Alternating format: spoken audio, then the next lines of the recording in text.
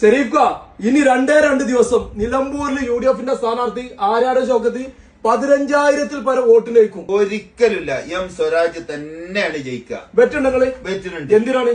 എന്തിനും. നിങ്ങൾ ഈ കാണാൻ ഭയങ്കര മീശ പഠിക്കോ? അല്ല, അതിന്റെ പൗരുഷത്തിന് ഈ പഠിച്ച തമ്പുരാൻ തന്നതാ.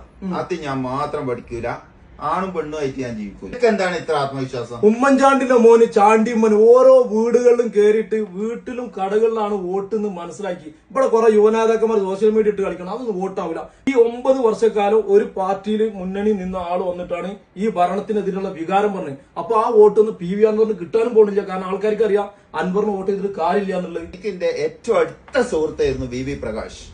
VV പ്രകാശിന്റെ അടുത്ത് 2 സ്ഥാനാർത്ഥികൾ പോയി. അയാളും ഞാനും കാരശ്ശേരി ഞങ്ങളെ കോൺഗ്രസ് കമ്മിറ്റി, ഞാൻ പോയ കോൺഗ്രസ്സുകാരനാണെന്ന് എനിക്കറിയാം. ഞങ്ങളെ കൂടെ തന്നെ ആയിരുന്നു പ്രകാശേട്ടൻ. ആ പ്രകാശേട്ടന്റെ വീട്ടില് ഈ ചങ്ങായി ഒന്ന് പോയോ? സ്ഥാനാർത്ഥി ഇത്ര ധിക്കാരിയായ ഒരു നേതാവിനെ ഞാൻ കണ്ടിട്ടില്ല. എന്താ ഇപ്പൊ ഏതായാലും വോട്ട് പെട്ടിയിലായിരുന്നല്ലോ, എപ്പോഴെങ്കിലും പറഞ്ഞിട്ടില്ലെങ്കിൽ പിന്നെ അത് പറയാൻ പറ്റൂല.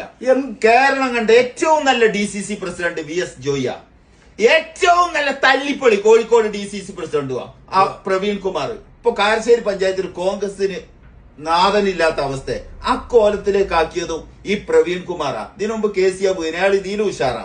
ഇന്നവരെ പുറത്താക്കി തന്നിണെങ്കിലും അയാൾ ഒരാളോടും ഒരു തെറ്റും കുറ്റമൊന്നുമില്ലേ. പക്ഷേ ഈ പ്രവീൺ കുമാറല്ലേ വന്നിട്ട് വടകര അവിടെ UDF ജയിച്ചു. ഒരു സീറ്റ് ഉണ്ടോ അവിടെ എവിടെയെങ്കിലും കോൺഗ്രസിന്? അതൊക്കെ ഈ പ്രാവശ്യം തൂത്ത് വാരി മൊത്തം കേരളം 2026 വിജയത്തിന്റെ വെന്നിക്കൊടി വാരിപ്പിക്കും. എനിക്കുള്ള ദേഷ്യം ഈ ചങ്ങാതിയോട് ഈ ധിക്കാരപരമായ നടപടിയാണ്. ജയിക്കണാരോ ജയിക്കട്ടെ, ഏതായാലും പെട്ടിയിലായിരുന്നു.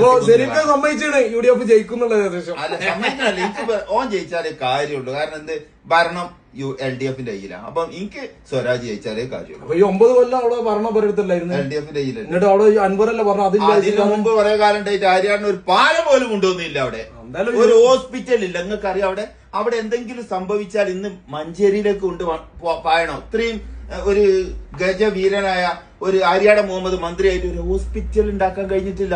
എന്തായാലും നിലമ്പൂരിലെ ജനങ്ങള് പെട്ടിയിലാക്കിക്കണ്, ഓരോ കൈക്കൊന്നും പോയിക്കണ്. അപ്പൊ പെട്ടി പൊട്ടിക്ക് 23-ാം തീയതി. അപ്പൊ ശരീഫ് ഖാൻ ഇവിടെ കാണൂലേ? കാണും. എന്നാ കാണാം.